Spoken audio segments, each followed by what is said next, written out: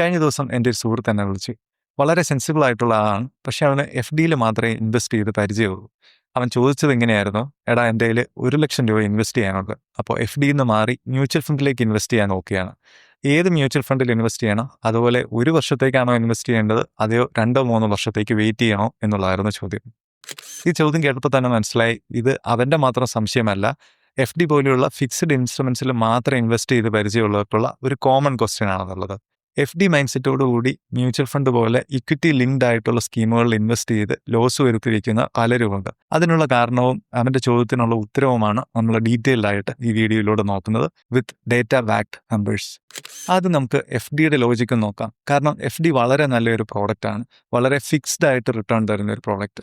ഇപ്പോൾ മേജർ ആയിട്ടുള്ള ബാങ്കുകളെല്ലാം 1 വർഷത്തെ ടൈം ഫ്രെയിമിന് ഏകദേശം 6-7 ഇടയ്ക്ക് ശതമാനം റിട്ടേൺസ് ആണ് നമുക്ക് തരുന്നത്. അപ്പോൾ 1,00,000 രൂപ നിങ്ങൾ ഇൻവെസ്റ്റ് ചെയ്യുകയാണെങ്കിൽ 6.5% എന്ന് റിട്ടേൺസ് കാൽക്കുലേറ്റ് ചെയ്താൽ ഏറെക്കുറെ 1,07,000 രൂപ ടോട്ടൽ ക്യുമുലേറ്റഡ് എമൗണ്ട് ആയി നിങ്ങൾക്ക് ലഭിക്കും.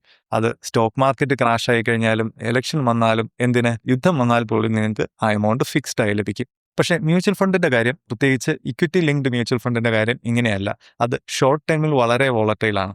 ഇതിനൊരു കമ്പാരിസൺ പറയുകയാണെങ്കിൽ, ഒരു ഗവൺമെൻറ് ജോലിക്കാരന് 50,000 രൂപയാണ് സാലറി എങ്കിൽ അദ്ദേഹത്തിന് മാസാവസാനം 50,000 രൂപ കുറവോ കൂടുതലോ ഇല്ലാതെ ലഭിക്കും. അതേസമയത്ത് ഒരു ബിസിനസ് ചെയ്യുന്ന ആളാണെങ്കിൽ ഒരു മാസം ചിലപ്പോൾ 1,50,000 രൂപ ലാഭം വന്നേക്കാം, അടുത്ത മാസം ചിലപ്പോൾ നഷ്ടം വന്നേക്കാം, അതിനുശേഷം ഒരു ചെറിയ ലാഭമായിരുന്നേക്കാം. പക്ഷേ ലോങ് ടൈമിൽ നമ്മൾ ആവറേജ് ചെയ്യുമ്പോൾ നല്ല ബിസിനസ് ആണെങ്കിൽ ഗവൺമെൻറ് എംപ്ലോയിയേക്കാൾ എന്തുകൊണ്ടും നെറ്റ്വർത്ത് കൂടാൻ പോകുന്നത് ബിസിനസ്സുകാർക്ക് തന്നെയായിരിക്കും.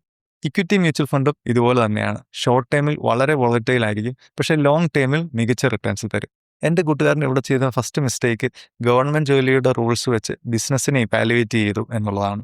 അതായത് 1 വർഷം കഴിയുമ്പോൾ എക്സാക്ട്ലി എത്ര രൂപ ലാഭം വരും എന്നുള്ള ആ ചോദ്യം. ഇനി നമുക്ക് റിയൽ നമ്പേഴ്സിലേക്ക് നോക്കാം. ഓൾറെഡി നമ്മൾ എഫ് ഡിയുടെ നമ്പേഴ്സ് കണ്ടു. 1 വർഷത്തേക്ക് 1,00,000 രൂപ 6.5% ഇൻവെസ്റ്റ് ചെയ്യുകയാണെങ്കിൽ ഏറെക്കുറെ 1,07,000 രൂപയ്ക്ക് അടുത്താണ് ലഭിക്കുന്നത്. ഇനി നമുക്ക് ഇക്വിറ്റി മ്യൂച്വൽ ഫണ്ടുകളിലേക്ക് നോക്കാം. ഇതിന് ഉദാഹരണമായിട്ട് ഞാൻ എടുത്തിരിക്കുന്നത് നിഫ്റ്റി 50 ഇൻഡെക്സ് ഫണ്ടാണ്. നിഫ്റ്റി 50 ഇൻഡെക്സ് ഫണ്ട് ഇന്ത്യയുടെ ടോപ്പ് 50 കമ്പനീസിൻ്റെ ഒരു മൂവിങ് ആവറേജ് ആണ്. നമുക്കിവിടെ കാണാവുന്ന പോലെ 1 വർഷം മുമ്പ് 1,00,000 രൂപ നമ്മൾ ഇൻഡെക്സ് ഫണ്ടിൽ ഇൻവെസ്റ്റ് ചെയ്യുകയായിരുന്നെങ്കിൽ നമുക്ക് ഇപ്പോൾ 4-5% വരെ ലോസ് ആണ് വരുന്നത്. അപ്പോൾ എഫ് ഡിയിൽ 7,000 രൂപയോളം ഇൻട്രസ്റ്റ് കിട്ടുന്നു, പക്ഷേ ഇക്വിറ്റി മ്യൂച്വൽ ഫണ്ടിൽ നഷ്ടമാണ് കാണുന്നത്. പക്ഷേ ഇതിൻ്റെ അർത്ഥം ഈ ഫണ്ട് മോശമാണെന്നോ ഈ ഇക്വിറ്റി മ്യൂച്വൽ ഫണ്ട് മോശമാണെന്നോ എന്നുള്ളതല്ല. കഴിഞ്ഞ വർഷം ഇതേ സമയത്തെ വെച്ച് താരതമ്യപ്പെടുത്തുമ്പോൾ സ്റ്റോക്ക് മാർക്കറ്റ് ഇപ്പോൾ ഡൗൺ ആയിരിക്കുന്ന അവസ്ഥയാണ്. ഇതിന് മേജറായിട്ടുള്ള കാരണം മിഡിൽ ഈസ്റ്റിലെ യുദ്ധമാണ്. നമുക്ക് ഇതുപോലെയുള്ള എക്സ്റ്റേണൽ ഫാക്ടേഴ്സ് ഒരിക്കലും പ്രിഡിക്റ്റ് ചെയ്യാൻ പറ്റുകയില്ല. ഇവിടെയാണ് ബിഗിനേഴ്സ് ആയിട്ടുള്ള അല്ലെങ്കിൽ എഫ് ഡി മൈൻഡ് സെറ്റുള്ള ഇൻവെസ്റ്റേഴ്സ് പ്രധാനമായിട്ട് ചെയ്യുന്ന മിസ്റ്റേക്ക്, പാനിക് സെല്ല്. നമ്മുടെ ഇൻവെസ്റ്റഡ് വാല്യൂ ഇടിയുന്നത് കാണുമ്പോൾ പാനിക്കായി അത് നഷ്ടത്തിൽ സെല്ല് ചെയ്ത് കളയുകയാണ് ചെയ്യുന്നത്. മ്യൂച്വൽ ഫണ്ടിൽ നഷ്ടം വരാനുള്ള 99% റീസണും ഇത് തന്നെയാണ്. നമുക്കിനി 3 വർഷത്തെ കണക്കുകൾ നോക്കാം. നമ്മൾ മുമ്പ് കണ്ട അതേ എഫ് ഡി 6.5% 3 കൊല്ലത്തേക്ക് ഇൻവെസ്റ്റ് ചെയ്യുകയാണെങ്കിൽ ഏറെക്കുറെ 1,22,000 രൂപയാണ് നിങ്ങൾക്ക് ഇൻട്രസ്റ്റോടുകൂടി ലഭിക്കുന്നത്.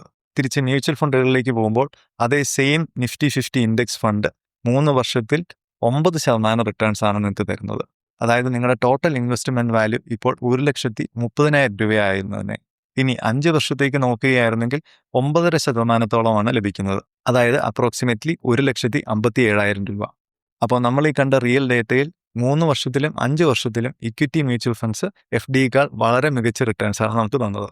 ഇവിടെ 1 വർഷത്തെ ലോസ് കണ്ട് പാനിക് സെല്ലിംഗ് ചെയ്ത ഇൻവെസ്റ്റേഴ്സിന് നഷ്ടം വന്നതെന്ന് മാത്രമല്ല, 3 വർഷത്തെയും 5 വർഷത്തെയും മികച്ച റിട്ടേൺസ് കിട്ടാനുള്ള ചാൻസ് അവർ നഷ്ടപ്പെടുത്തി. പിന്നെ ഇവിടെ പ്രത്യേകം ശ്രദ്ധിക്കേണ്ട കാര്യം, ഇപ്പോൾ മാർക്കറ്റ് ഡൗൺ ആയ അവസ്ഥയിലാണ് നമ്മൾക്ക് 9-9.5% ഈ ഇൻഡെക്സ് ഫണ്ട് തരുന്നത്. മാർക്കറ്റ് തിരിച്ച് റിക്കവർ ചെയ്യുന്ന ഫേസിൽ 12% മുകളിലേക്ക് ഈസിയായി നമുക്ക് കിട്ടിയേനെ. പക്ഷേ ഇവിടെ ഒരു പ്രോബ്ലം എന്താണെന്ന് വെച്ച് കഴിഞ്ഞാൽ, ഇപ്പോൾ യുദ്ധം വന്നപ്പോൾ മാർക്കറ്റ് ഡൗൺ ആയി, അതുപോലെ കൊറോണ വന്നപ്പോൾ ഇതിലും വലിയ രീതിയിൽ മാർക്കറ്റ് ഇടിഞ്ഞിരുന്നു. നമുക്കൊരിക്കലും കൊറോണ വരുമെന്നോ യുദ്ധം വരുമെന്നോ അല്ലെങ്കിൽ മാർക്കറ്റിനെ പോസിറ്റീവായോ നെഗറ്റീവായോ ബാധിക്കുന്ന ഏതെങ്കിലും ഒരു മേജർ ഇവൻറ്റ് വരുമെന്ന് ഒരിക്കലും നമുക്ക് പ്രിഡിക്റ്റ് ചെയ്യാൻ പറ്റില്ല.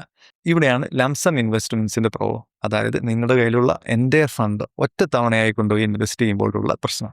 ഇവിടെയാണ് മ്യൂച്വൽ ഫണ്ടിൽ ഇൻവെസ്റ്റ് ചെയ്യാനുള്ള ആർഗ്യുബിളി ബെസ്റ്റ് മെത്തേഡ് വരുന്നത്, SIPs, സിസ്റ്റമാറ്റിക് ഇൻവെസ്റ്റ്മെൻറ്റ് പ്ലാൻ. അതായത് ഒരു തവണ ലംസമായി നിങ്ങൾ ഇൻവെസ്റ്റ് ചെയ്യുന്നതിന് പകരം പല സ്പ്ലിറ്റായി പല ടൈം ഫ്രെയിമുകളിൽ വാങ്ങിക്കുന്നത്.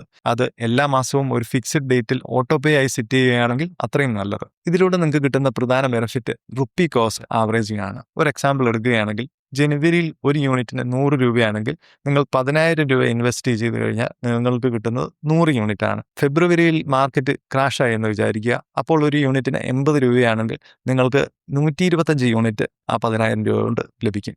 അതുപോലെ മാർച്ചിൽ തിരിച്ച് ചെറിയൊരു റിക്കവറി വന്ന യൂണിറ്റിന് 90 രൂപയാണെങ്കിൽ നിങ്ങൾക്ക് 111 യൂണിറ്റ് കിട്ടും. അപ്പോൾ ടോട്ടൽ നോക്കുമ്പോൾ നിങ്ങൾക്ക് 336 യൂണിറ്റ് കിട്ടും. ഇതിന് പകരം നിങ്ങൾ ജനുവരിയിൽ 30,000 രൂപ ലംസമായി ഇൻവെസ്റ്റ് ചെയ്യുകയായിരുന്നെങ്കിൽ നിങ്ങൾക്ക് കിട്ടാൻ പോകുന്നത് 100 യൂണിറ്റ് മാത്രമാണ്. പക്ഷേ ഇവിടെ ഒരു ചോദ്യം വന്നേക്കാം, ഫെബ്രുവരിയിൽ മാർക്കറ്റ് ക്രാഷ് ആവുമ്പോൾ നിങ്ങൾ 30,000 രൂപ ലംസമായി ഇൻവെസ്റ്റ് ചെയ്തിരുന്നെങ്കിൽ അന്ന് 375 യൂണിറ്റ് കിട്ടില്ല എന്നുള്ളത്.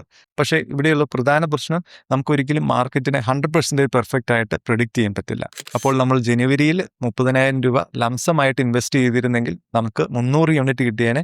പക്ഷേ SIP ചെയ്തതുകൊണ്ട് നമുക്ക് 336 യൂണിറ്റ് കിട്ടുന്നു. ഇത് എക്സ്പ്ലനേഷന് മാത്രമുള്ള ഒരു ഹൈപ്പോത്തറ്റിക്കൽ എക്സാമ്പിളാണ്. ഇവിടെ നമുക്ക് മുമ്പ് പറഞ്ഞ ആ പാനിക് സെല്ലിങ്ങിന്റെ പ്രോബ്ലം കാണാൻ കഴിയും. ജനുവരിയിൽ 100 യൂണിറ്റ് ഉണ്ടായിരുന്ന ഒരാൾ ഫെബ്രുവരിയിലെ മാർക്കറ്റ് ക്രാഷ് കണ്ട് പാനിക് സെല്ലിംഗ് ചെയ്തിരുന്നെങ്കിൽ അദ്ദേഹത്തിന്റെ പൈസ നഷ്ടമാണ് വരുന്നത്.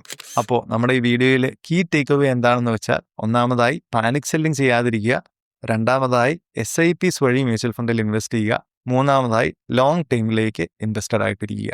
ഇനി ഞാൻ എൻ്റെ കൂട്ടുകാരനോട് പറഞ്ഞ ആൻസർ നോക്കാം. ഫസ്റ്റ് ആ 1,00,000 രൂപയെ സ്പ്ലിറ്റ് ചെയ്ത് 40,000 രൂപ ഒരു FD പോലെയുള്ള ഫിക്സ്ഡ് ഇൻകത്തിൽ ഇൻവെസ്റ്റ് ചെയ്യുക. അപ്പോൾ എന്തെങ്കിലും എമർജൻസി വന്നു കഴിഞ്ഞാൽ ഈ മ്യൂച്വൽ ഫണ്ടുകൾ നഷ്ടത്തിൽ സെല്ല് ചെയ്യാതെ ആ 40,000 രൂപയിൽ നിന്ന് അദ്ദേഹത്തിന് മാനേജ് ചെയ്യാൻ കഴിയും. ബാക്കിയുള്ള ഈ 60,000 രൂപ 5,000 രൂപയുടെ SIPs ആയി 12 മാസങ്ങളായി ഇൻവെസ്റ്റ് ചെയ്യുക. നിങ്ങൾക്കും ഇതുപോലെയുള്ള സംശയങ്ങളുണ്ടെങ്കിൽ കമൻറ്റ് സെക്ഷനിൽ പോസ്റ്റ് ചെയ്യുക. അതുപോലെ ഈ വീഡിയോ ഇഷ്ടപ്പെട്ടെങ്കിൽ ലൈക്ക് ചെയ്യുക, ഫ്രണ്ട്സിനും ഫാമിലി മെമ്പേഴ്സിനും ഷെയർ ചെയ്യുക, ചാനൽ സബ്സ്ക്രൈബ് ചെയ്യുന്നത് പരിഗണിക്കുക. അപ്പോൾ അടുത്ത വീഡിയോ കാണാം.